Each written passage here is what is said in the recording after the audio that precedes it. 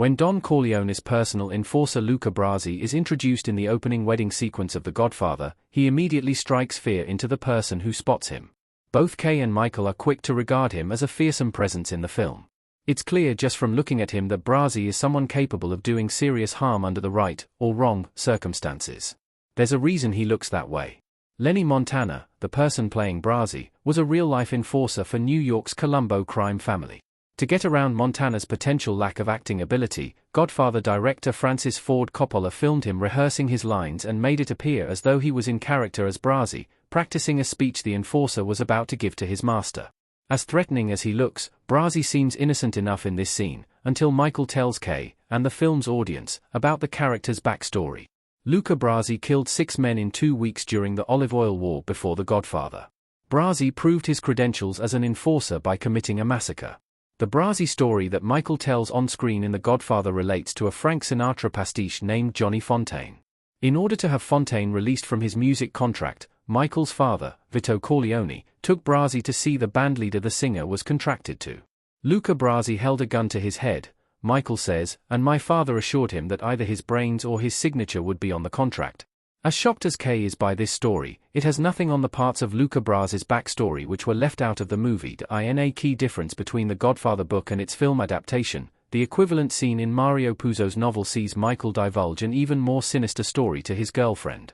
Some people wanted to take over my father's oil importing business, he explains. Luca Brasi went after them, Michael continues. The story is that he killed 6 men in 2 weeks and that ended the famous Olive Oil War.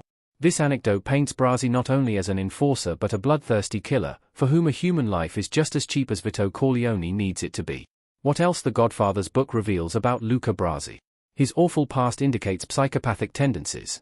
Puzo's portrayal of Brasi in the Godfather novel reveals far more disturbing details about his past than simply his prolific kill count, however. After all, the ability to kill several men in quick succession would be advantageous for any mob enforcer in The Godfather. But flashback accounts later in the novel reveal that Brasi is a special kind of villain with outwardly psychopathic tendencies. First, there is the tale of him hacking 2 of Al Capone's gunmen to death with an axe. Then there is a story so depraved that it's no wonder Coppola cut it out of his movie adaptation of The Godfather. While in Sicily, Michael Corleone meets an old woman called Filomena, who describes an unspeakable act she committed at Brasi's insistence. She used to work as a birthing specialist in New York, and Brasi hired her to deliver the babies of mobsters born out of wedlock in secret. On one occasion, though, he asked for more than just a delivery.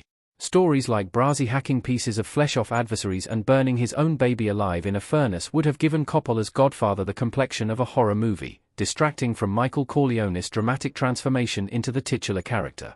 Even the massacre Brasi carried out during the Olive Oil War was too much bloodshed to mention in the film's opening act. Brasi is better kept as a scary on-screen heavy whose worst crimes are left to the imagination. Nevertheless, his backstory sheds a terrifying spotlight on how he qualified to become Don Corleone's personal hitman.